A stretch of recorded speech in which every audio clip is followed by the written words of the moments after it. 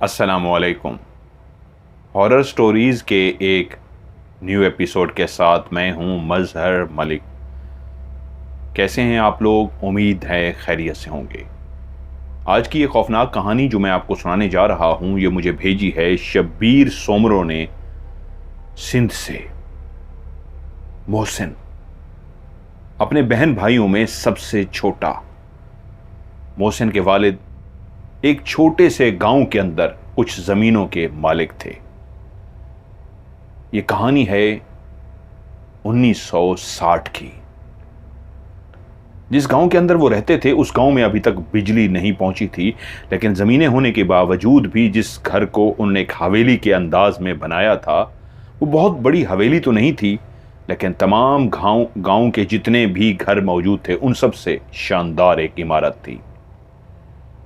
मोहसिन के वालिद ने अपने औलाद को इल्म की रोशनी दी, उनको पढ़ने के लिए शहर भेजा,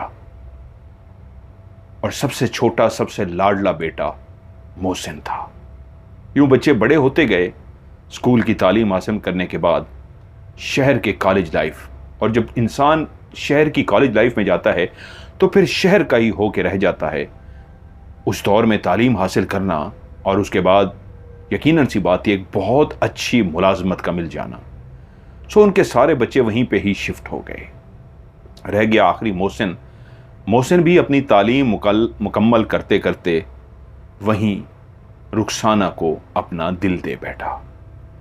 रुखसाना की और मोहसिन की जब मुलाकात हुई तो रुखसाना का ताल्लुक एक ऐसे ख़ानदान से था जो एक पढ़ी लिखी फैमिली और बहुत ही इबादत गुजार लोग। रुखसाना को खुदा ने बहुत ज़्यादा हुस्न दिया था, तालीम भी उसके पास थी, इबादत गुजार होने के साथ साथ एक ऐसा मुहज़्ज़ब घराना था जिसकी बहुत ज़्यादा लोग इज्जत करते थे। और यूं मोहसिन एक इंतहाई पढ़ा लिखा नौजवान जो पेशे के हवाले से अब एक डॉक्टर बन चुका था। जब एक डॉक्टर का रिश्ता रुखसाना के लिए आया तो रुखसाना के वालिदैन ने उस रिश्ते के लिए हाँ कर दी। अब मोहसिन ने कहा, वालिदैन इस दुनिया में रहे नहीं, ज़मीनें पीछे बिल्कुल इस अंदाज में हैं कि कोई भी देखभाल करने वाला नहीं, तमाम भाई शहर में ही शिफ्ट हो चुके थे। यूं मोहसिन ने अपनी बीवी रुखसाना से कहा, क्यों ना हम अपने आबाई घर के अंदर चलकर रहते हैं। हाँ, वहां पे बिजली नहीं है, लेकिन फिजा पुरफिजा है, आबो हवा बहुत अच्छी है, खाना पीना बहुत ही खालिस है, शहर का शोर शराबा नहीं है, और मैं अपनी डॉक्टर की जो प्रैक्टिस है वहीं से ही शुरू करूंगा। एक अच्छी बीवी का सबूत देते ही रुखसाना ने भी हाँ कर दी। यूं दोनों मियाँ बीवी उस गांव के छोटे से उस गांव की उस हवेली नुमा घर के अंदर शिफ्ट हो गए। वालिद और वालदा तो नहीं रहे थे, बहन भाई शहर के अंदर आबाद थे, लेकिन वहाँ उस हवेली में अब भी काफ़ी मुलाजिम मौजूद थे। बिजली ना होने की वजह से जैसे ही रात का अंधेरा फैलता, लोग खाना खाते और जल्द ही सो जाते। वहीं पे एक मसीहा जिसका नाम मोहसिन था, उसने वहाँ पे एक छोटे से अपना एक हॉस्पिटल कह लीजिए, एक इस तरह का इदारा बनाया जहाँ पे उसने फैसला किया था कि वो गरीबों का इलाज मुफ्त करेगा, और जो वहाँ के पैसे वाले लोग हैं सिर्फ उनसे फीस लेगा। ना सिर्फ वो डॉक्टरी की वहाँ पे प्रैक्टिस कर रहा था, बल्कि ज़मीनों का भी उसने सारा कुछ निज़ाम अपने हाथ में ले लिया। और ज़मीनों का निज़ाम हाथ में लेते ही इतनी अच्छी इनकम होने लगी कि वाकई वो जो गरीबों का मुफ्त इलाज कर रहा था, खुदा ने उसके हाथ में ऐसी शफा बख्शी कि सब दूर दूर तक उसके चर्चे होने लगे कि एक ऐसा मसीहा आया है कि जैसी ही दवा देता है मरीज बिल्कुल ठीक हो जाते हैं। तो अमीर लोग भी उसके पास आते और वो उनसे फीस वसूल करता, गरीबों का मुफ्त इलाज करता। रुखसाना एक शहर की ज़िंदगी गुजारने वाली खातून एक ऐसी छोटे से देहात में आके आबाद हो गई थी जहाँ पे बिजली नाम की भी कोई चीज़ नहीं थी, लेकिन नौकर चाकर खिदमत गुजार सब कुछ इतना ज़्यादा था कि वो अपने शौहर के साथ बहुत खुश थी। आबो हवा, खाना पीना, ये सब बहुत अच्छा था। लेकिन जब उनके यहाँ बच्चे पैदा हुए तो फिर ये एहसास कि अब यहाँ रहना मुश्किल हो जाएगा। जैसे जैसे बच्चे बड़े हो रहे थे, इनकी तालीम भी बहुत ज़रूरी थी और तालीम के लिए फ़ैसला यही था कि हम शहर शिफ्ट हो जाएंगे। इसी छोटे से गांव से थोड़े ही फासले पे ही शहर था। उनके 3 बच्चे हो चुके थे। अब वो इस काबिल हो गए थे कि उनको शहर के किसी स्कूल के अंदर दाखिला दिलाया जाता। और फिर मसला यह था कि अगर बच्चे वहां पे पढ़ेंगे, वो छोटे से हैं, तो मां के बगैर कैसे रहेंगे। तभी फैसला हुआ मोहसिन अपनी प्रैक्टिस इसी गांव के अंदर ही जारी रखेंगे। इसी तरह वो डॉक्टर का काम करते रहेंगे, जमीनों का निजाम भी संभालते रहेंगे, सिवाय इसके कि सुबह सुबह शहर से निकल के इसी गांव पहुंच जाएंगे और रात होने से पहले अपनी गाड़ी में सवार होकर अपने घर। और घर उन्होंने देखना शुरू कर दिया उसी शहर के अंदर जहां बच्चों को पढ़ना था। उनके एक जानने वाले थे, उन्हीं के हाथ से एक मकान, उस वक्त काफी बड़ा था लेकिन सस्ता मिल रहा था, क्योंकि काफी पुराना बना हुआ मकान था। मोहसिन ने उस मकान को खरीद लिया। इस मकान के नीचे तो काफी कमरे थे, लेकिन इसकी सीढ़ियां ऊपर भी जाती थीं। ऊपर भी इस मकान के ऊपर 4 कमरे बने हुए थे। ये काफी बड़ा घर था, लेकिन एक पुराना घर। रुखसाना अल्लाह वाली थी, इबादत गुजार थी, लेकिन इस घर के अंदर दाखिल होते हुए उसको ऐसा महसूस हुआ कि कुछ तो अजीब सा है इस घर में। लेकिन घर की अच्छी तरीके सफाई सुथराई कर दी गई और गांव से ही वो अपने साथ मासी को लेकर आई थी, जो खाना पकाने और घर के काम काज में उनकी मदद करती। और गांव का ही एक नौजवान लड़का जिसका नाम था जावेद, वो भी उनके साथ आया था। जावेद बाहर से सौदा सलफ ले आता, जो भी ज़रूरत की चीज़ें होती वो जावेद लेकर आता, और खाना पकाना जो बाकी मामला जो वो मासी देख लेती। घर की सफाई हो चुकी थी और जो छोटे मोटे काम करवाने वाले थे उस घर में वो भी करवाए जा चुके थे। ज़िंदगी रूटीन में आ गई थी। बच्चों का दाखिला हो चुका था। मोहसिन नाश्ता वगैरह करते और सुबह ही सुबह जब जाने लगते तो बड़ा सा गेट, जब वो गाड़ी बाहर निकालते, बड़ा सा गेट अपनी कस्टडी में वहीं खड़े होकर बेगम से कहते इसको ताला लगा लो। बेगम जब ताला लगा लेती, फिर उसके बाद बाहर से कुंडी लगा, अंदर से कुंडी लगा दी जाती, तो वो फिर रवाना हो जाते। शाम से पहले ही वो घर आ जाते। उस दौर में 2 ही शौक थे। इस शहर के अंदर एक सिनेमा भी था, मोहसिन अपने दोस्तों के साथ मूवी देखने जाते, और दूसरा शौक था शिकार का। वो अपने दोस्तों के साथ शिकार भी करते। अब जिंदगी बिल्कुल सुकून से गुजर रही थी। बच्चों को छुट्टी होती तो घर में दौड़ते फिरते। 3 बच्चे हो चुके थे। ये एक रूटीन का दिन था। बच्चे स्कूल गए हुए थे और जावेद को कोई सौदा लेने के लिए मार्केट भेजा गया था। जावेद की और मासी की रिहाइश ऊपर वाले कमरों में थी। नीचे वाले जितने भी कमरे थे बच्चों और मियां बीवी के इस्तेमाल में थे। ऊपर 4 कमरे मौजूद थे, जिसमें से 2 कमरों को साफ करके जो राइट साइड पे बने हुए थे। जैसे ही आप सीढ़ियां चढ़कर ऊपर जाते तो जो पहला कमरा था वो मासी का था, उसके साथ वाला कमरा जो था जावेद का था, उसके साथ एक तीसरा कमरा था और उसके आगे एक चौथा कमरा भी था। वो दोनों तीसरा और चौथा कमरा बंद पड़े हुए थे, उनको साफ भी नहीं किया गया था, जरूरत नहीं थी उनकी। वहीं पे मासी अपने कमरे में किसी काम से गई या क्या हुआ, रुखसाना नीचे घर में थी कि रुखसाना को एक जोरदार चीख की आवाज सुनाई दी। रुखसाना एकदम से हैरान हुई कि दिन का टाइम है, ये कहां से चीख की आवाज आई है। वो अभी चीख की सिमत का तायुन नहीं कर पाई थी कि किस सिमत से आई है कि दोबारा से चीख सुनाई दी। तब उसको अंदाजा हुआ ये चीख तो मासी की है और मासी अपने कमरे में चीख मार रही थी। वो जल्दी से सीढ़ियां चढ़ती हुई ऊपर पहुंच गई तो देखा मासी जोर जोर से चीख रही है और कह रही है दरवाजा खोलो, दरवाजा खोलो। रुखसाना दरवाजे के पास गई और बोली मासी क्या हुआ है। वो बोली देखो ना कितना शरारती लड़का है, हर वक्त मुझे जावेद शरारत करता रहता है, हर वक्त मुझे शरारत करता है। उसकी मां के बराबर हूं, बेटों की तरह प्यार करती हूं, फिर भी शरारत से बाज नहीं आता। देखें बाहर से दरवाजा बंद कर गया है। रुखसाना ने बाहर दरवाजे को देखा तो ये देख के हैरान रह गई कि दरवाजे को तो कुंडी बाहर से नहीं लगी। अगर बाहर से कुंडी लगी होती तो यकीनन सी बात है उसको नजर आ जाती। वो बोली, मासी अंदर से कुंडी लगी होगी। वो बोली, बेटा अंदर से तो कोई कुंडी नहीं लगी हुई, मैंने कहा अंदर से कुंडी लगाई है, वही शैतान है बाहर से कुंडी लगा गया है। और उसी लम्हे रुखसाना ने भी दरवाजे को खोलने की कोशिश की तो पता लगा दरवाजा जाम लग रहा है, धक्का देने पे भी दरवाजा नहीं खुल पा रहा।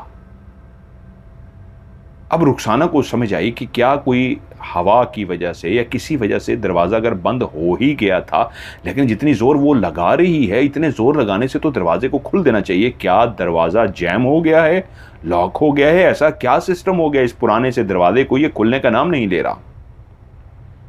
तो इतनी देर में जावेद आता दिखाई दिया। अब जावेद जब ऊपर पहुंचा और देखा रुखसाना बाजी दरवाज़ा खोलने की कोशिश कर रही है तो रुखसाना ने उसे कहा, जावेद दरवाज़ा खोलो। जावेद ने भी जोर लगाया और जब जोर लगाया तो बोला, मासी ने अंदर से कुंडी लगाई हुई है। तो जावेद के चेहरे से रुखसाना ने देख लिया कि इसने तो कुंडी का कोई चक्कर नहीं था, बाहर कुंडी भी नहीं लगी थी, और जिस तरह ये जोर लगा रहा है इसको तो किसी वाकये का पता भी नहीं है। इसका चेहरा बता रहा है इसने कोई शरारत भी नहीं की, और मासी इतनी भी वो अब अनजान नहीं है कि अंदर से कुंडी लगा के भूल जाए और उसको याद ना हो। अभी वो धक्के लगा रही है, कुंडी नहीं खोल रही। रुखसाना कुछ शक सा पड़ा, कुछ गड़बड़ का एहसास हुआ। उसने उसी वक्त दिल में आयतुल कुर्सी पढ़ी, और जैसे ही आयतुल कुर्सी पढ़ के उसने दरवाजे पे फूंका तो उसके बाद हल्का सा धक्का लगाया गया। दरवाजा तो इतने आराम से खुल गया जैसे दरवाजा बंद ही ना हो बल्कि आसरा हो, बल्कि इस अंदाज में दरवाजा इंतजार कर रहा था कि मुझ पे हाथ रखो मैं खुद ब खुद खुल जाऊंगा। अब दरवाजा खुल गया और मासी गुस्से में बाहर आई। शैतानियों से बात नहीं आता। उसी वक्त रुखसाना जो कुछ और सोच रही थी फौरन जावेद से बोली, तुम जरा नीचे चलो। जावेद नीचे चला गया। वो नहीं चाहती थी कि जावेद आगे से कहे मैंने तो बंद नहीं की और खाला परेशान हो जाए। खैर खाला को ने कहा, खाला बच्चा है, आपसे प्यार करता है, आपसे शरारत करता है, बच्चा माँ से भी तो करता है। इस तरह की बातें करके खाला को कवर कर लिया। लेकिन रुखसाना के दिल में ये बात आई जरूर, लेकिन उसको ने इस बात को इग्नोर किया। हो सकता है किसी वजह से ऐसा हो गया, मैं कुछ ज्यादा ही सोच रही हूं। कुछ दिन इस घर में और गुजर गए।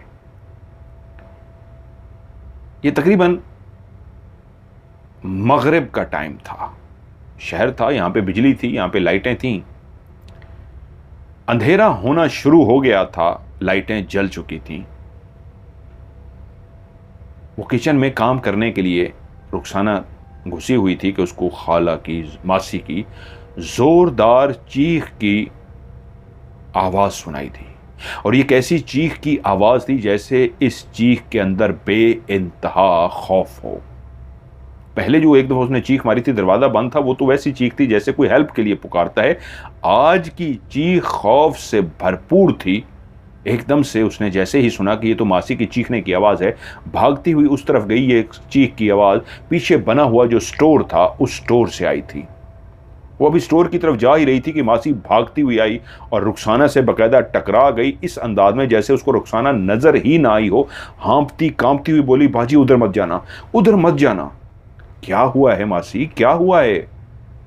हौसला करो, संभालो अपने आप को। वो कांप रही थी, उसका वजूद थर थर कांप रहा था। उसकी आंखें खौफ से ऐसी उबल रही थी, पता नहीं उसने क्या देख लिया था, क्या हुआ था कि वो उसको कुछ लम्हे लगे उसको नॉर्मल करने में कि बोलने के काबिल हो सके। इतनी खौफजदा थी कि बोल भी नहीं पा रही थी। कि रुखसाना ने कहा, हुआ क्या है? कहती है, भाजी उधर ना जाना, उस स्टोर के अंदर एक बला बैठी है, बहुत बड़ी बला, खुदा का वास्ता है उधर ना जाना। अच्छा संभालो, संभालो अपने आप को, संभालो, मैं देखती हूं। और मासी को इस तरह संभालने के लिए कहा कि वो आगे चली गई, रुकना ही ना चाहती हो जैसे इस जगह पे। और रुखसाना चलती हुई उसी स्टोर की तरफ गई। पुराना बना हुआ स्टोर जिसके अंदर कुछ इस तरह के सामान वगैरह डाला जाता था, कभी जरूरत पड़े तो निकाल दिया जाता, वरना काट कबाड़ जिस तरह हमेशा स्टोर के अंदर जमा रहता है उसके अंदर भी काट कबाड़ जमा था। स्टोर का दरवाजा खुला हुआ था क्योंकि मासी उसके अंदर गई थी। बंद दरवाजे को खोल के और उसके अंदर से निकली थी तो दरवाज़ा खुला छोड़ के आई थी। रुखसाना ने जैसे ही झांक के अंदर देखा, उसके पाँव के नीचे से ज़मीन निकल गई। उसका वजूद भी खाला की मासी की तरह थर थर कांपना शुरू हो गया। अगर उसकी जगह पे कोई मर्द भी होता तो शायद इसी तरह खौफ के आलम में बेहोश हो जाता। वो एक ऐसे मजहबी घराने से थी जहाँ पे पढ़ती रहती थी, इबादत भी करती थी, जिगरा था उसके अंदर, लेकिन फिर भी थी तो एक औरत। उस मंजर को देख के वो थर थर कांप रही थी।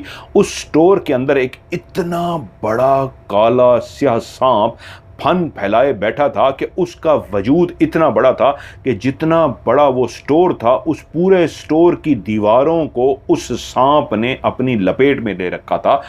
इतना बड़ा सांप कि उसकी दीवारों के ऊपर वो इस तरह लिपटा हुआ था। अगर उसको सीधा किया जाए तो शायद वो 20-25 फुट का बने। इतना मोटा, इतना बड़ा, दीवारों के ऊपर बैठ के फन फैला के बैठा था। ये तो कोई सांप नहीं, ये तो कोई वाकई बला ही थी। इतना बड़ा सांप।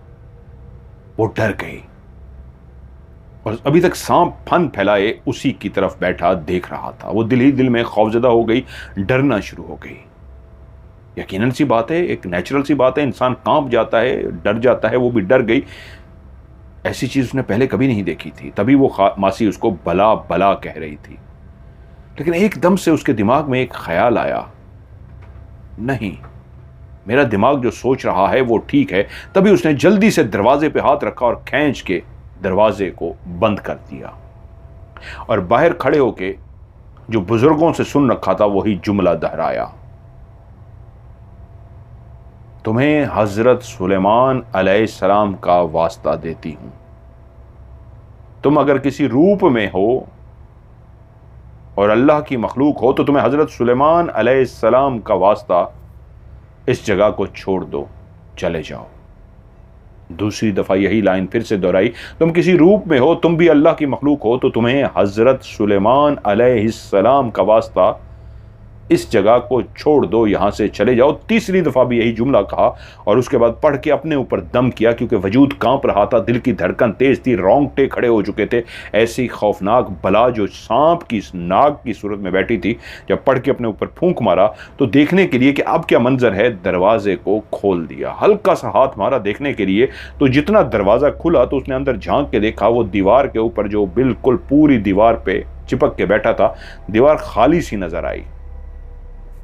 और खोला तो दरवाजा मुकम्मल खुल गया। अंदर कुछ भी नहीं था। उसके वजूद को पूरा यकीन आ गया कि इतनी बड़ी बला चीज इतनी जल्दी कहीं से गायब नहीं हो सकती और उसने हजरत सुलेमान का ही वास्ता दिया है और वो चला गया है। वो समझ गई।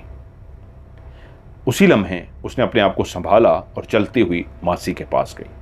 मासी को आवाजें दी। मासी कांपती हुई आ गई कि देख लिया ना? तो बोली, कहाँ है मासी? इधर आओ मेरे साथ, इधर आओ। मासी कहे, मैंने नहीं आना। अरे मासी इधर तो आओ ना। मासी का हाथ पकड़ा और जबरदस्ती मासी को करीब ले गई। मासी डरते डरते, उसने मासी ने झांक के देखा और अंदर कुछ भी नहीं था। कहाँ है मासी? कहाँ है? क्या देखा है तुमने? बेटी मैं झूठ नहीं बोल रही, मैंने देखा ही, यहां पे बहुत बड़ा सांप था। मासी अब तो कुछ भी नहीं है, मैंने आके देखा यहां पे तो कुछ भी नहीं था। वो रोशनदान से ना निकल गया हो। इतनी बड़ी बला कैसे रोशनदान से इतनी जल्दी जा सकती है?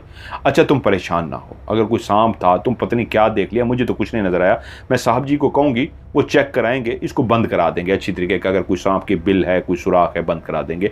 वो इसलिए ऐसा कर रही थी कि उसके काम काज के लिए मासी बहुत ज़रूरी थी, उसका बहुत हाथ बटाती थी, बहुत ख्याल रखती थी। अगर वो डर जाती और उसको एहसास हो जाता इस घर में कोई जिन्नात हैं, तो वो घर छोड़ के चली जाती, और इसलिए वो नहीं चाहती थी मासी छोड़ के जाए। अब मासी तो बेहतर हो गई, लेकिन उसने अपने शौहर से कहा, ऐसे मासी ने कुछ सांप वगैरह देखा है, आप जरा कमरे की सफाई करवा दीजिए, हो सकता है कोई बिल वगैरह हो ऐसे।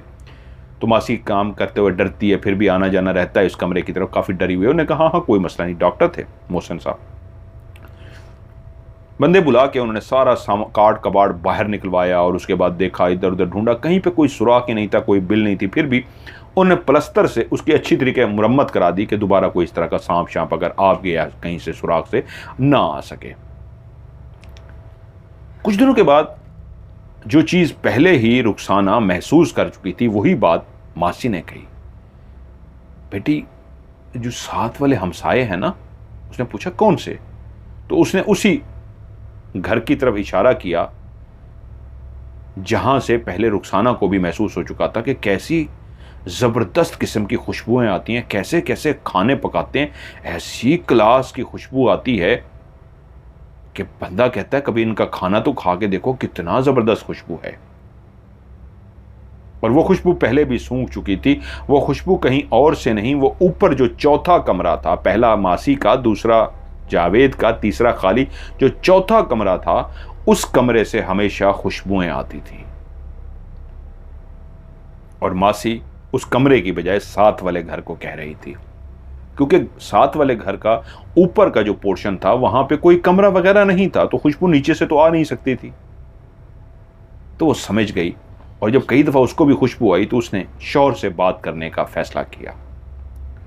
आज छुट्टी का दिन था, मोहसिन घर पे थे, तो उसने वो बता दिया कि दो वाकयात जो हुए थे, एक दरवाजे वाला और दूसरा उस सांप वाला और खुशबुओं वाला।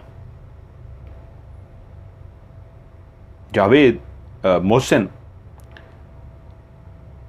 चुप करके उसकी बात को सुनते रहे। जब वो बात मुकम्मल कर चुकी तो उन्होंने अपना सर उठाया और कहा, रुखसाना तुम एक पढ़ी लिखी खातून हो, तुम्हारे मुंह से ऐसी जिन्नात की बातें सुन के तो मैं हैरान रह गया हूं।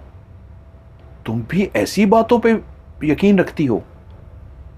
तुम जानती हो मैं एक डॉक्टर हूं, हमें पढ़ाया जाता है, नफ्सियात भी सिखाई जाती है, सिर्फ इलाज करना नहीं सिखाया जाता। जिन भूत ये साए और इस तरह की चीज़ें जो होती हैं इंसान के तखय्युल में होती हैं, इंसान के ख्यालात में होती हैं, इंसान की सोचों में होती हैं। इंसान जब डिप्रेशन का शिकार होता है, किसी चीज़ को बहुत ज़्यादा सोचता है, उलझा रहता है, अजीब से उसको ख्वाब आते हैं, इस तरह की चीज़ें नज़र आनी शुरू होती हैं।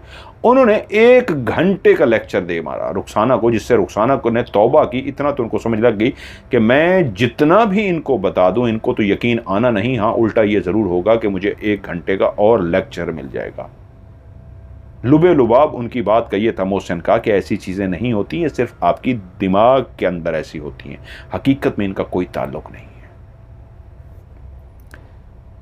अब उसने एक बात का तो फैसला कर लिया था कि अब मुझे खुद ही लड़ना पड़ेगा इस मखलूक से। शौहर से तो मैं मदद ले नहीं सकती, मासी को बताऊंगी, मासी भाग जाएगी, जावेद को भी बताया, वो भी काम छोड़ के चला जाएगा। इसका मतलब है अभी तक मेरा पाला पड़ा है। अब वक्त गुजरना शुरू हुआ, आगे छुट्टी का दिन आ रहा था, आज वीकेंड था। वहीं पे रुखसाना के शौहर मोहसिन ने कहा, मैं आज काम पे जाऊंगा और वहां अस्पताल से जब वापस आऊंगा तो मैं सीधा दोस्तों के साथ मूवी देखने चला जाऊंगा, तुम आराम से सो जाना। गेट के साथ जो बैठक वाला दरवाजा है उसको मैं बाहर से ताला लगा के चला जाता हूं, वो जो मैं आऊंगा उसको खोल के उस बैठक वाले दरवाजे से मैं अंदर दाखिल हो जाऊंगा, ताकि तुम्हें नींद से उठना ना पड़े। क्योंकि काम से जब वो वापस आते तो आखिरी शो रात को लगता था, 9 बजे लगता, वो 12 बजे ख़त्म होता। तो उसने कहा मैं लेट बहुत हूँगा, तो इसलिए तुम्हें जगाना मुनासिब नहीं होगा, तुम सो जाना, मैं दरवाज़ा खोल लूँगा। उसने कहा ठीक है। बच्चों को सुला के खाना शाना दे के वो खुद भी सो गई। रात का कौन सा पहर था कि उसकी आंख खुली,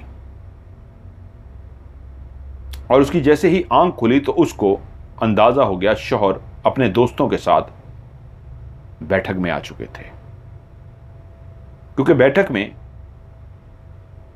बातें करने की आवाज आ रही थी, और बाकायदा जैसे चाय का कप कोई पिर्च के ऊपर रखता है उसकी आवाज आती है, तो उसी तरह चाय के उन लोगों ने कप हाथ में पकड़े हुए थे, वो उसको नीचे पिर्च पे रखते तो उसकी बर्तनों की बाकायदा क्रॉकरी की आवाज आती।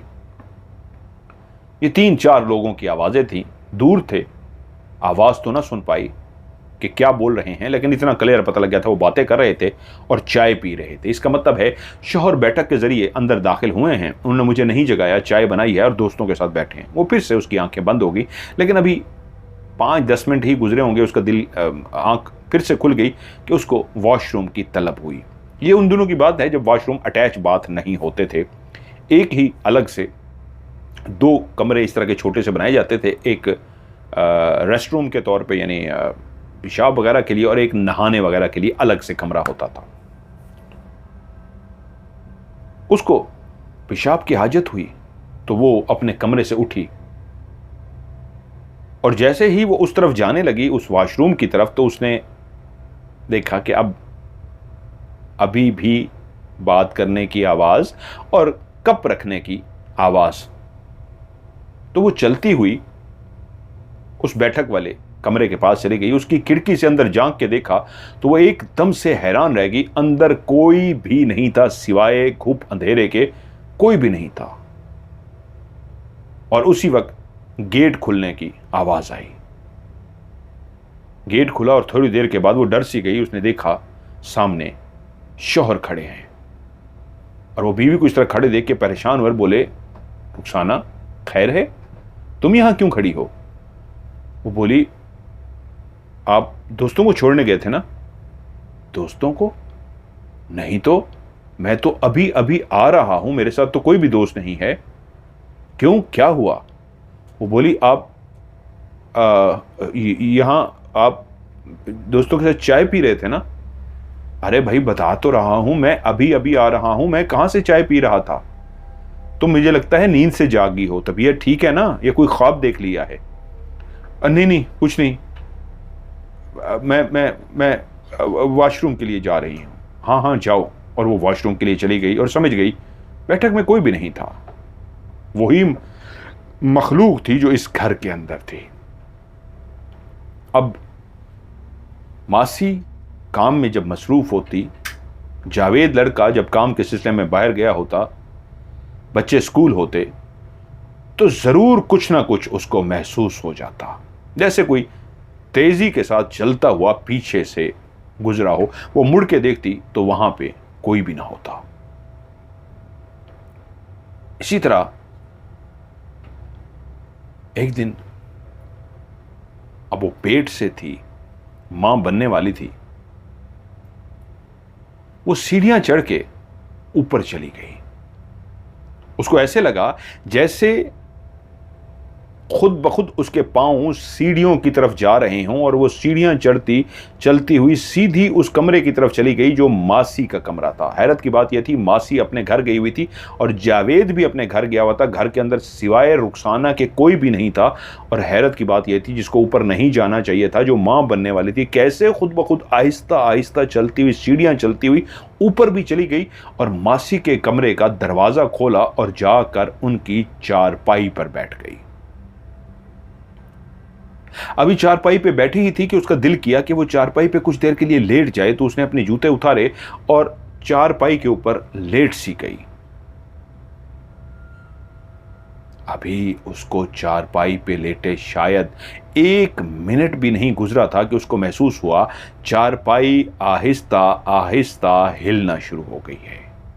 इस अंदाज में हिलना शुरू हो गई है जैसे कोई जल्जला आता हो, लेकिन बिल्कुल आहिस्ता आहिस्ता। उसको महसूस हुआ, क्या मुझे महसूस हो रहा है जल्जला आ रहा है या वाकई कुछ है? उसने इधर उधर चारपाई की तरफ देखा, लेकिन जैसे ही उसने गौर करने की कोशिश की, अपने लेफ्ट और राइट देखा, तो उसको महसूस हुआ ना सिर्फ चारपाई हल्की हल्की हिल रही है, बल्कि आहिस्ता आहिस्ता ऊपर की तरफ जा रही है। इससे पहले कि वो जल्दी से उठ के बैठी, अभी वो नीचे उतरती, चारपाई बहुत ऊपर चली गई थी। इतनी ऊपर चली गई थी कि अब अगर चारपाई को जोर से जमीन पे पटका जाता तो उसके पेट में जो बच्चा था उसको शदीद नुकसान पहुंच सकता था। और अपने आप से उसी लम्हे उसने सवाल किया, ये मुझे हुआ क्या है? मैं एक मां बनने वाली हूं, मेरा पेट इतना बड़ा है, मेरे पेट में मेरा होने वाला लख्ते जिगर है और उसकी ज़िंदगी को मैंने ख़तरे में डाल दिया। मैं सीढ़ियां चढ़ के ऊपर भी आ गई और सीढ़ियां चढ़ने के बाद मैं इस कमरे में आई हूं और क्यों आके लेटी हूं? मेरा इस कमरे में काम ही क्या है? मैं ऊपर आई ही क्यों? तब उसको ऐसा लगा जैसे वो आई नहीं थी, लाई गई थी, जैसे उसको कुछ भी नहीं था। एक सहर, एक जादू सा छा जाता है दिमाग के ऊपर और दिमाग ऐसे चलना शुरू हो जाता है, कहां जा रहा है, किधर जा रहा है, कुछ नहीं होश होता और दिमाग ले जाता है। ऐसा ही उसके साथ हुआ था।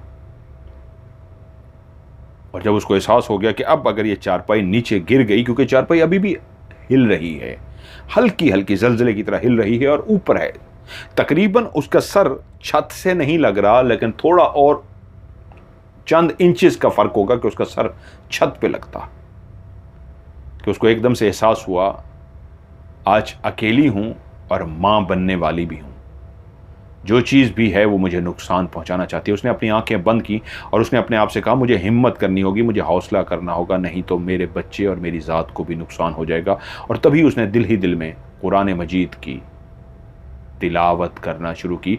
जैसे ही उसने दिल में कुरान पढ़ा तो उसी लम्हे उसकी ज़ुबान से भी कुरान अदा होना शुरू हो गया। ऊंची आवाज़ में वो पढ़ना शुरू गई, उसके लब हिल रहे थे और कुरान के अल्फाज उसकी ज़ुबान से, उसके होंठों से बाहर निकल रहे थे।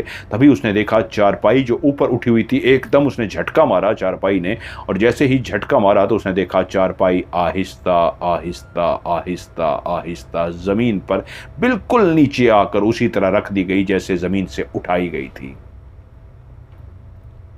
अभी तक वो चारपाई के ऊपर बैठी पढ़ रही थी, अब उसने अपनी आंखें खोल दी थी, क्योंकि चारपाई ने जैसे ही जोर से झटका मारा था उसकी बंद आंखें खुल गई थी। तभी उसने देखा था चारपाई आहिस्ता आहिस्ता नीचे जा रही है, और जैसे ही चारपाई नीचे गई उसकी चेहरे ने जिस मंजर को देखा, उसकी आंखों ने देखा एक बहुत बड़ा काला स्याह बिल्ला, इतना बड़ा था जैसे एक छोटी बकरी का बच्चा होता है, एक तगड़ा सा मोटा सा, वो उस चारपाई के नीचे से निकला।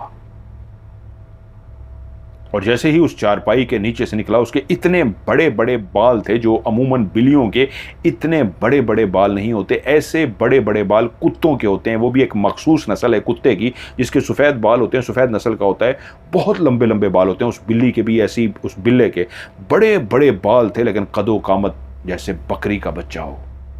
और जैसे ही वो नीचे निकला 4 से 5 कदम चलता हुआ सामने गया और उसने मुड़ के चारपाई पे बैठी हुई रुखसाना को अपनी गुस्से वाली आंखों से इस तरह घूर के देखा जैसे कह रहा हो ये तुझे वार्निंग है, आज तो तुझे छोड़ दिया है, फिर नहीं छोड़ेंगे। वो इस अंदाज में घूर के रुखसाना को देख रहा था कि जो ऊपर बैठी अभी तक मुसलसल पढ़ रही थी, उसने पढ़ना बंद नहीं किया था, सिवाय इसके चारपाई नीचे आ गई थी और नीचे से उतर के अभी भी खड़ा वो घूर रहा था कि वो पढ़ती रही, और उसकी आंखों के सामने ही वो गायब हो गया।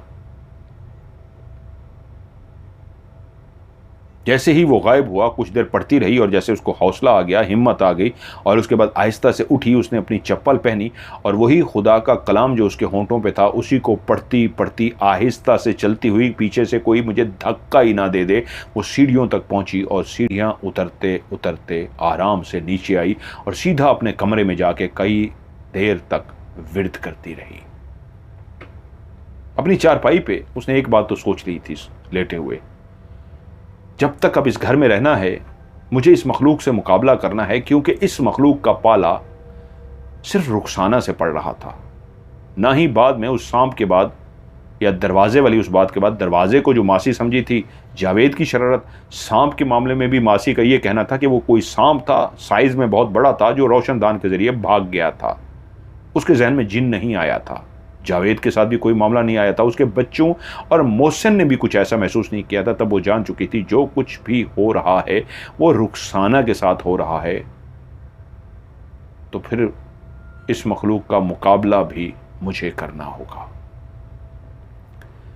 रुखसाना को एक और बेटा पैदा हुआ। अब रुखसाना जिस तरह पहले इस घर के अंदर महसूस कर रही थी, शौहर को बताती तो एक और लेक्चर मिल जाता, क्योंकि किसी और को नज़र भी तो वो नहीं आ रही थी मखलूक सिवाय रुखसाना के। और मासी या जावेद सिर्फ यही एक कंप्लेन करते कि साथ वाले घर से ऐसे मज़ेदार खानों की खुशबू आती है कि क्या ही कहने।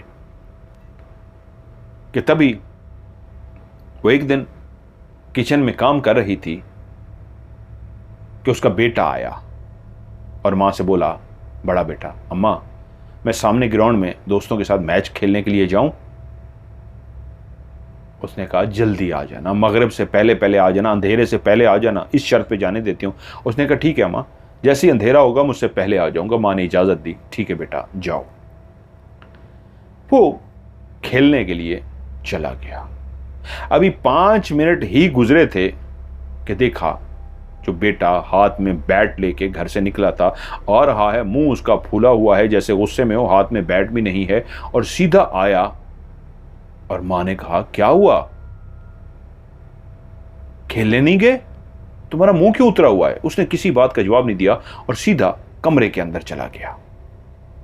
और वहीं से उसको आवाजें दे रही है, नाम लेके पुकार रही है, वो कोई जवाब नहीं दे रहा। तो इतनी देर में मासी सामने आ गई, रुखसाना से बोली, क्या हुआ है, किसको आवाजें दे रही हैं? उसने बेटे का नाम लिया कि उसको आवाजें दे रही हूं। वो बोली है, वो तो मैच खेलने के लिए गया हुआ है, दरवाजा मैंने बंद किया था, जब वो बाहर गया था अंदर से मैंने दरवाजा बंद कर लिया था, दरवाजा तो कुंडी लगी हुई है, वो कहां से आ सकता है? आप ठीक तो है ना, किसको आवाजें दे रही हैं? तभी रुखसाना को महसूस हो गया, जिस बच्चे को उसने अंदर आते देखा है वो उसके बच्चे का रूप धारे हुए था, उसका बच्चा नहीं था। तभी उसने मासी को कहा, ओ सॉरी, मुझे लगा शायद वो आया है। मासी ने भी ऐसे देखा जैसे इनका दिमाग थोड़ा सा अजीब हो गया हो।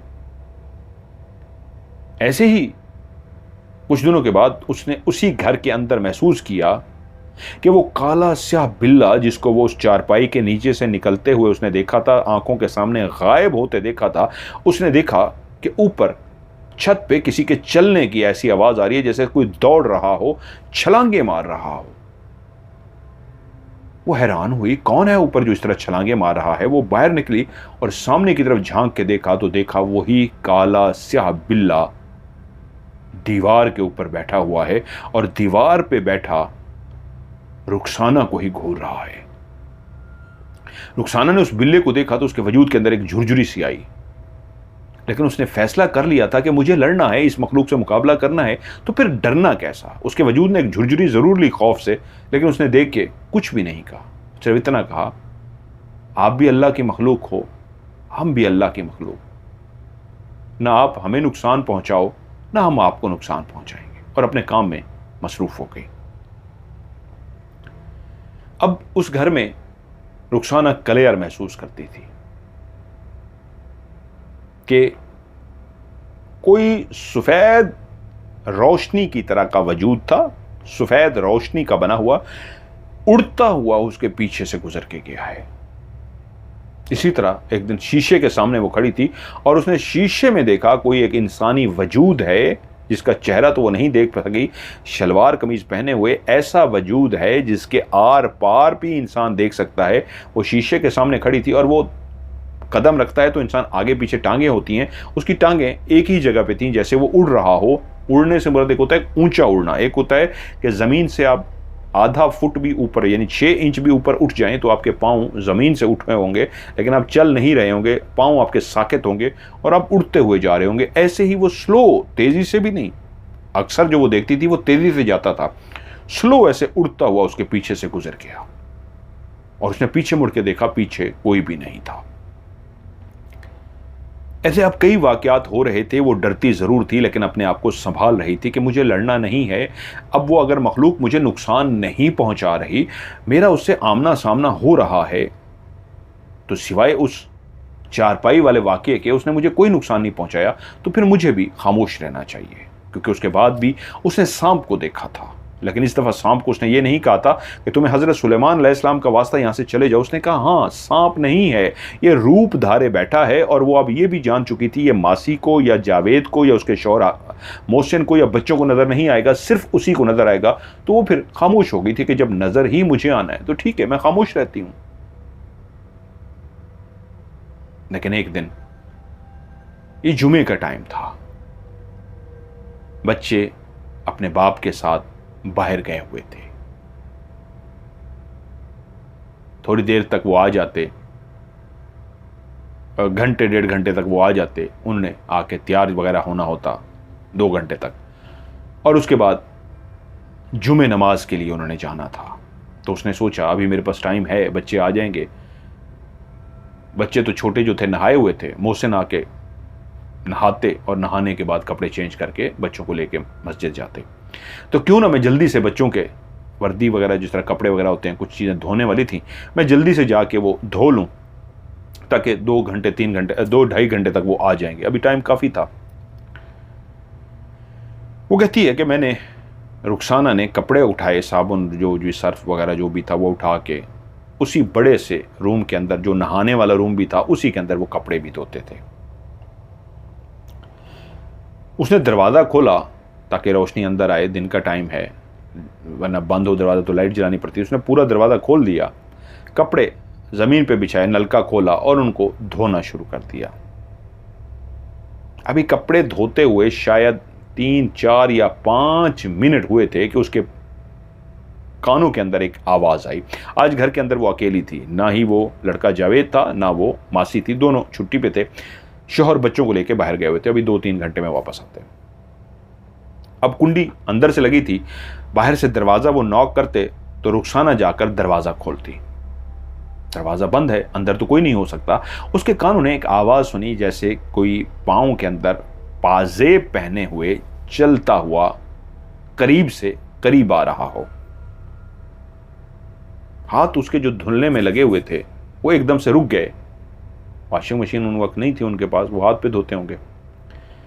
ये तो कोई पाजेब की आवाज़ है जो मेरे घर से आ रही है। और उसने जब हाथ रोक दिए तो पता लगा वो आवाज़ करीब से करीब तर होती जा रही है, आंखों के बिल्कुल करीब होती जा रही है। जो भी है जिसने पाँव में पायल पाजेब पहन रखी है वो चलती हुई उसके करीब आती जा रही है, आती जा रही है। और तभी उसके जिस्म की कपकपाहट शुरू हो गई, उसके दिल की धड़कन तेज हो गई, उसके जिस्म के रोंगटे खड़े हो गए, जैसे उसको महसूस हो गया कि कुछ होने वाला है। और उसने देखा कि एक औरत, हसीनो जमील औरत, जिसके बाल खुले हुए थे, उसने बिल्कुल एक आम औरतों की तरह का लिबास पहना हुआ था, वो चलती हुई, जिसके पाँव में पायल थी, वो बिल्कुल उसके सामने आकर खड़ी हो गई।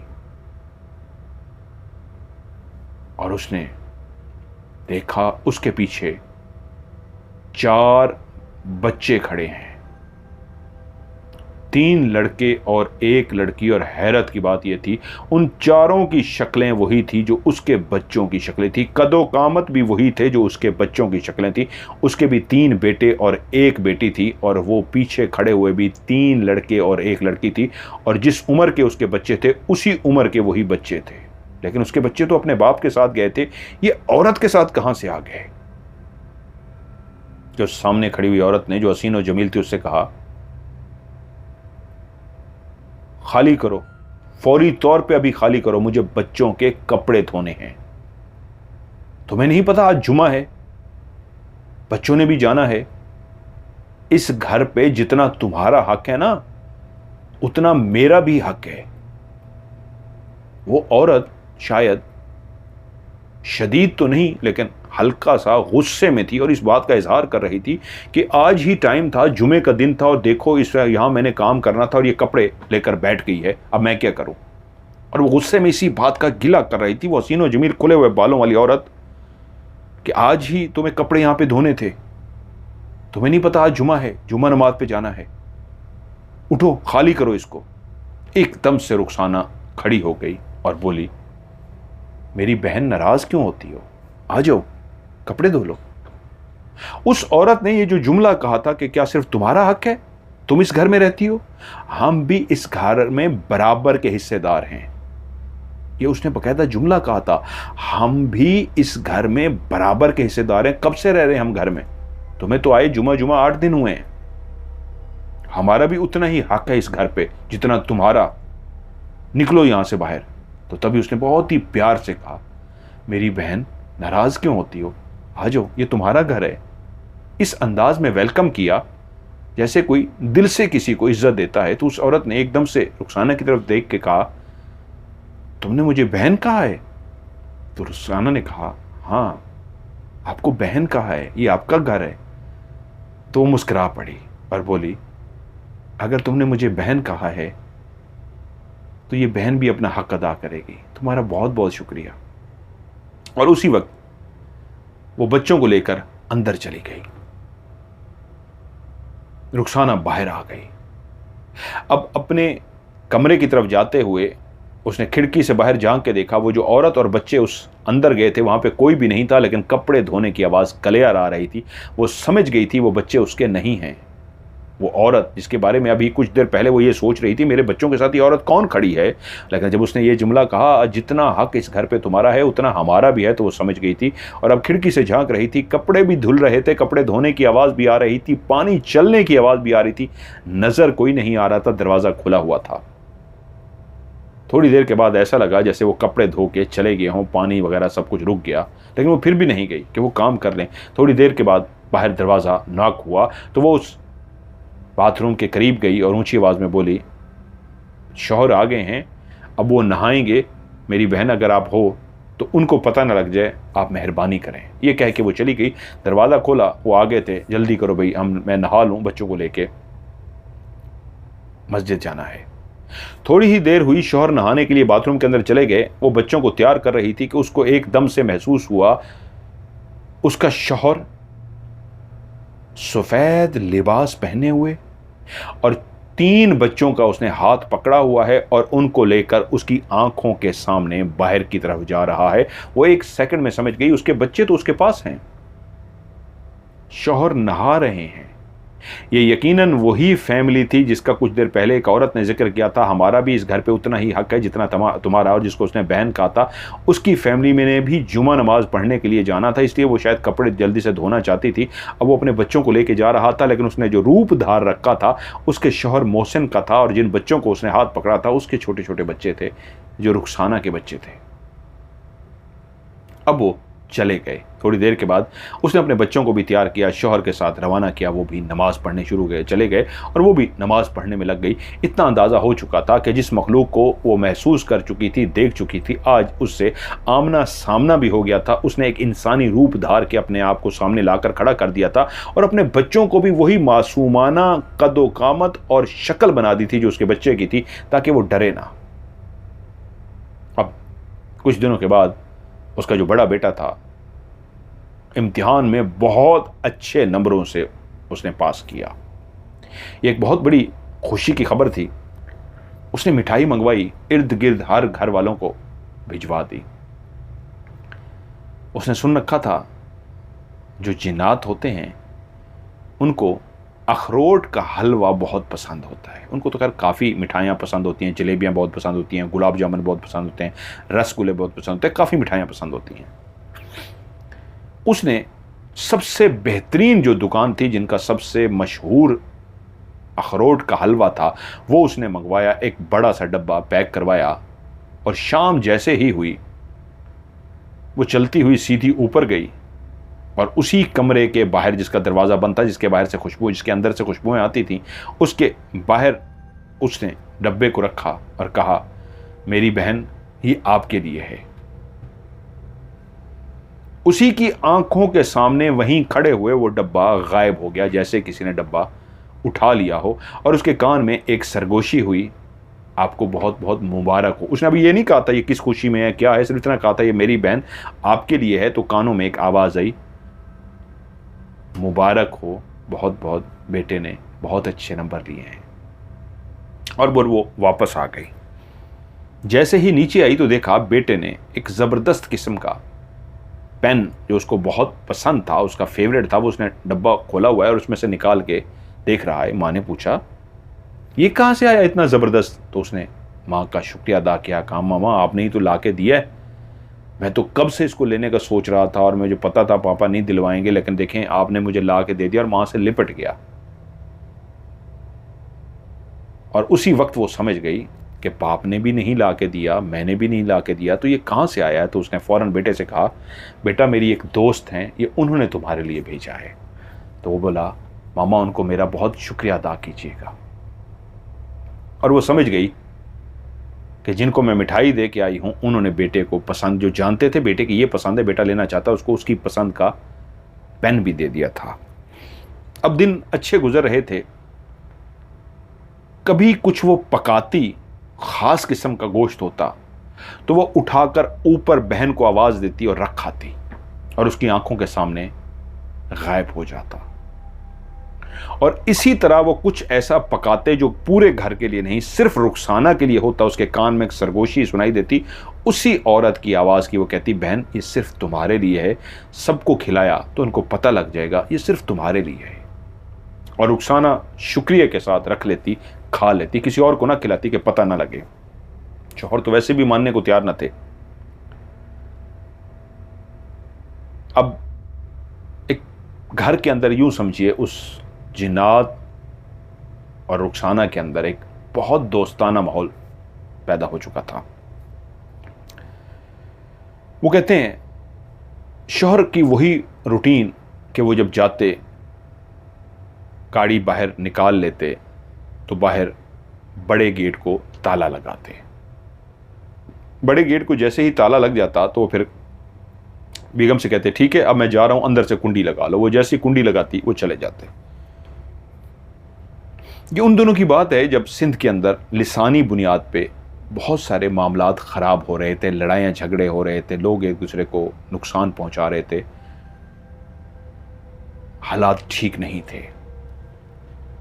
उन दिनों में उसने नोट किया था कि घर के बिल्कुल सामने जो ग्राउंड है उसकी दीवार पे एक नौजवान लड़का है जो अक्सर इस अंदाज में बैठा इस तरफ घूर रहा होता है जैसे इस घर को रैकी कर रहा हो, इस घर को देख रहा हो कौन कितने बजे आता है कितने बजे जाता है। लेकिन एक शक ही था, इसको यकीन तो नहीं कहा जा सकता कि एक दिन शौहर को जल्दी थी, वो बाहर निकले, बड़ा गेट जिसको वो ताला लगाते थे उसको ताला भी नहीं लगाया और कहा मुझे देर हो रही है बस इसको ताला लगा लो मैं चलता हूं।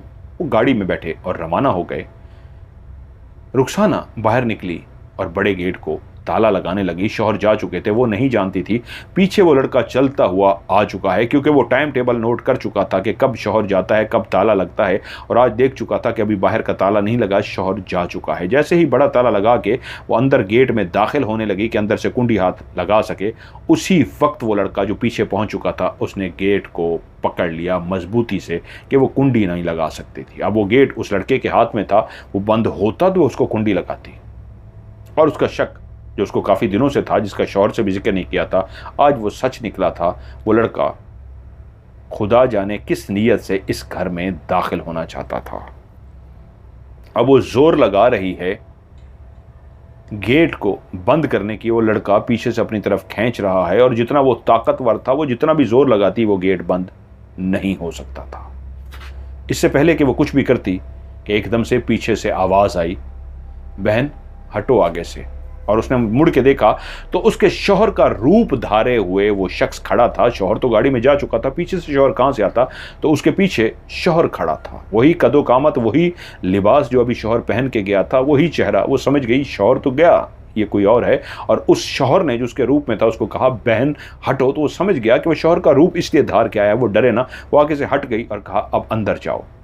वो जैसे ही अंदर गई तो उसने कमरे से झांक के देखा, उसने उस लड़के को पकड़ के अंदर घसीटा है, और उसके बाद जो उसकी पिटाई की है, इतनी जोर जोर से उसको पीट रहा था कि वो जो आवाज़ें निकाल रहा था, जो धाड़ रहा था, चीख रहा था, इतनी ज़ोर की उसको मार पड़ रही थी। वो चीखें भी किसी को सुनाई नहीं दे रही थी, हल्की हल्की चीख रुखसाना को सुनाई दे रही थी। और वो समझ गई कि उसने अपने जादू से, अपनी ताकत से, वो एक जिन था, उसको इतना ज़ोर से मार भी रहा था और उसकी आवाज़ भी नहीं निकलने दे रहा था। उसको मार मार के उठा के बाकायदा फेंक दिया उसको बाहर, और वहीं पर उसने दरवाज़ा उसकी आंखों के सामने बंद किया और गायब हो गया।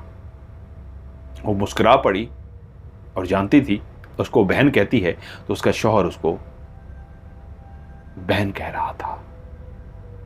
अब हालात मजीद बिगड़ते जा रहे थे। रुखसाना जो जवानी की अपनी कहानी सुनाते हुए बताती हैं कि अब हालात ये हो रहे थे, मासी भी अपने घर चली गई थी, जावेद भी मुस्तकिल तौर पे, क्योंकि हालात शहर के बहुत ख़राब हो चुके थे, लिसानी बुनियादों पे खून खराबे हो रहे थे, लड़ाइयाँ झगड़े हो रहे थे, कहाँ किस वक्त दंगे फसाद हो जाए, कहाँ किस वक्त तमाशा हो जाए, बहुत मसला बन रहा था। कि तभी मोहसिन बोले, बच्चों को तो वो पहले ही कराची भेज चुके थे, रुखसाना के माँ बाप के घर।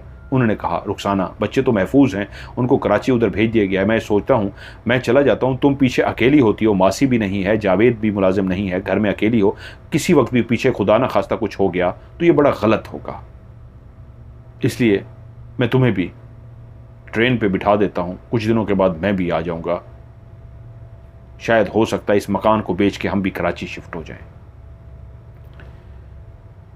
उसने अपना सारा सामान पैक किया, शौहर घर पे ही थे, उसको छोड़ने के लिए जाना चाहते थे, और सामान पैक करके उसको गाड़ी में बिठाकर चल दिए। जब वो रेलवे स्टेशन पे पहुंचे तो वो रूम जहां पे ख़वातीन के लिए अलग से होती थी जगह, मर्दों के लिए अलग से कमरा बनाया जाता था, वो जो लेडीज़ रूम था बिल्कुल खाली पड़ा था। और वहीं पे मोहसिन ने बीवी को बिठाया, रुखसाना के, कि तुम बैठो, मैं टिकट लेकर आता हूं। वो जैसे ही टिकट लेने के लिए गए तो एक नौजवान लड़का जिसकी आंखें चमक रही थी, शक्ल से ही कोई चोर, डाकू और डकैत नजर आता था, और शक्ल से ही नजर आता था ये किसी वक्त भी नुकसान पहुंचा सकता है। रुखसाना के जिस्म ने एक झुरझुरी सी ली और वो कांप गई, मैं अकेली हूं और ये लड़का मुझे नुकसान पहुंचा सकता है। लड़का अपनी जगह से उठा, इस तरह देखते हुए रुखसाना को जैसे वो अभी रुखसाना के करीब आने लगा हो। तो उसी वक्त एक फैमिली अंदर दाखिल हुई। एक नौजवान जिसने सफ़ेद शलवार कमीज पहन रखी थी, एक औरत जिसने बुर्का पहन रखा था, और उनके साथ एक बच्चा भी था। वो अंदर दाखिल हुए। जैसे ही दाखिल हुए तो वो नौजवान जो शक्ल से ही चोर डाकू लगता था अपनी जगह पर रुक गया और वो अंदर आकर बैठ गए। जैसे ही अंदर आके बैठे तो वो लड़का जो रुखसाना की तरफ आना चाह रहा था, उसने मर्द की तरफ देखा तो मर्द ने उसको ऐसे घूर के देखा कि लड़का डर सा गया, और उस मर्द की आवाज़ आई, हाँ आप इधर लेडीज़ रूम में क्या कर रहे हो, लेडीज़ वेटिंग रूम में। तो लड़का थोड़ा सा अजीब सा हुआ और उसी वक्त बाहर चला गया। शौहर अंदर दाखिल हो गए। शौहर ने आते ही टिकट बीवी को दी और कहा, घर का भी सारा सौदा हो चुका है, मैं तुम्हें बता दूं, मैंने आधा बयाना भी ले लिया है। अब मैं भी फैसला कर चुका हूं, हम कराची ही शिफ्ट होंगे और वहीं रहेंगे, ये घर बेच देना है। तुम खैरियत से पहुंचो, मैं 1-2 दिन तक पहुंच जाऊंगा। और उसी वक्त उस औरत की जो बुरके के अंदर मौजूद थी आवाज़ आई, बहन हम तुम्हें खुदा हाफिज करने आए हैं। वो एकदम से चौंकी, ये आवाज़ तो सुनी सुनी लगती है। उसका शौहर भी चौंका और उस औरत की तरफ देखा तो उस औरत ने बुर्का हटा दिया। सामने वही औरत थी जिसको उसने देखा था। उसने उसे देखा और कहा, बहन तुम? उसने कहा हाँ, और अपने शौहर की तरफ देखा, जैसे आंखों ही आंखों में शौहर को कह रही हो, तुम तो जिन्नात को नहीं मानते ना, देखो आज इंसानी रूप धार के मौजूद हैं। तो शौहर ने ऐसी आंखों से देखा जैसे रुखसाना से पूछ रहा हो कि ये कौन है। तो रुखसाना बोली, मोहसिन इनसे मिलिए, ये वही हैं जो हमारे घर में रहते हैं। आपको याद है एक दफ़ा मैंने आपसे कहा था कि एक सांप देखा था और आपको बताया था गायब हो गया, और उसके बाद भी मैंने आपको बताने की कोशिश की, आपने हमेशा मेरा मजाक उड़ाया। मोहसिन का चेहरा अजीब सा हो गया कि ये क्या कह रही है, पागल हो गई है। तो उसने कहा, ये वही हैं जो इस वक्त भी इंसान के रूप में हैं, हमारे घर के ऊपर वाले पोर्शन में रहते हैं। उस शख्स ने, उस औरत के साथ जो शख्स, उसने कहा, जी मोहसिन साहब, हम भी उसी घर में आबाद हैं, ये हमारी बहन है। मेरी बहन को इन्होंने बहन कहा था और उसके बाद हमने इसको अपनी बहन बना लिया। ये जो लड़का बैठा था, हम कभी भी सामने ना आते, खामोशी से खुदा हाफिज करके चले जाते। ये जो लड़का बैठा था, ये इनको नुकसान पहुंचाने के लिए आया था। ये काफ़ी देर से आपके पीछे लगा हुआ था, जो आपको पता नहीं था। आज जैसे ही आप टिकट लेने के लिए गए थे, वो अंदर दाखिल इसलिए हुआ था, इसलिए मजबूरन हमें इंसान का रूप धार के आना पड़ा। हम खुदा हाफिज करने आए हैं, आपसे तो कभी मुलाकात नहीं हुई। ये हमारी बहुत ही प्यारी बहन है, इनका ख्याल रखिएगा। हम इनसे बहुत प्यार करते हैं, हमारे बच्चे भी इनसे प्यार करते हैं। ओके बहन, खुदा हाफिज। और उस औरत ने भी रुखसाना को खुदा हाफिज किया। शौहर अभी तक ना यकीनी किसी कैफियत में कि भाई ये कौन सी बातें हैं, वो डॉक्टर बंदा कि केड़े जिन, कौन सी इंसानी शक्ल, और ये क्या बातें कर रहे हैं। और उसी वक्त वो तीनों हाथ हिला के खुदा हाफिज करके जैसे ही उस दरवाजे से बाहर निकले हैं, तो मोहसिन भी एकदम से उनके पीछे गया है कि मैं उनसे पूछ सकूँ, ये क्या मेरे साथ ड्रामा करके जा रहे हो, केड़े जिन और केड़े इंसान। मोहसिन उनके पीछे दरवाजे तक पहुंचा, उसकी आंखों के सामने वो तीनों गायब हो गए। नामुमकिन था, इतनी जल्दी दरवाजे तक पहुंचे थे। इधर लेफ्ट राइट या सीधे कहाँ जा सकते थे, सीधे ट्रैक था, इधर खाली जगह, इधर खाली जगह, दूर दूर तक बंदे ना बंदे का निशान। और वो हक्का बक्का रह गया, कुछ देर तक वहाँ खड़ा देखता रहा, ना यकीनी किसी कैफियत में, बेयकीनी किसी कैफियत में। जब पूरा वो अजीब सा हो गया तो बीवी के पास आया, कहता ये कहाँ चले गए। कहा आपने देखा नहीं, दरवाजे से निकलते ही वो आंखों के सामने गायब हो गए। और वो एक बेयकीनी किसी कैफियत में, हाँ मैंने देखा है, बाहर कोई नहीं था। तो बोली, इसलिए वो गायब हो गए। मोहसिन ने मजीद तो कोई बात ना की, कुछ देर वहाँ रहा, बीवी को रवाना किया, और जब बीवी ट्रेन के अंदर सवार हो रही थी, शोहर उसको अंदर बिठाकर नीचे आया, तो उसी लम्हे गाड़ी ने जब सीटी बजाई, एक ट्रेन की ऊंची सी हारन की आवाज़ बजी, जिसका मतलब था सवार हो जाइए, जो नीचे उतरा हुआ है, ट्रेन चलने लगी है। उस सीटी के साथ ही सब्ज झंडी लहरा दी गई और ट्रेन छक छक छक छक छक छक करती हुई चलना शुरू हुई। तो ट्रेन के अंदर बैठी हुई रुखसाना ने शौहर को जैसे ही खुदाफिज किया, तो शौहर ने देखा रुखसाना हाथ बाहर निकाल के शौहर को भी हाथ हिला रही है और किसी और को भी हाथ हिला रही है। उसी लम्हे मोहसिन ने भी मुड़ के देखा किसको हाथ हिला रही है, तो देखा वो फैमिली मोहसिन से थोड़े ही फासले पे खड़ी हाथ हिला रही थी और रुखसाना शौहर को और उस फैमिली को हाथ हिला रही थी। मोहसिन ने उस फैमिली को देखा, अपनी बीवी को देख के सिर्फ यूं हाथ हिलाया, 1 सेकंड 2 सेकंड से भी ज़्यादा होता नहीं है, यानी उसने देखा हाँ ये लोग भी खड़े हैं, और साथ ही बीवी की तरफ देख के 1-2 ऐसे 2 सेकंड देखा, मुड़ के देखा तो वहाँ पे कोई भी नहीं था। अब तो शक की गुंजाइश ही नहीं थी, 1 सेकंड के अंदर खड़े हुए कहाँ गायब हो सकते हैं। चले पहले तो उसको डाउट था किधर चले गए, क्या था। वो खुदा हाफिज करने के लिए भी रुके थे और उन्होंने हाथ हिलाया था, और इधर शौहर ने सिर्फ हाथ हिलाया, उन्होंने हाथ हिलाया और वो गायब हो गए।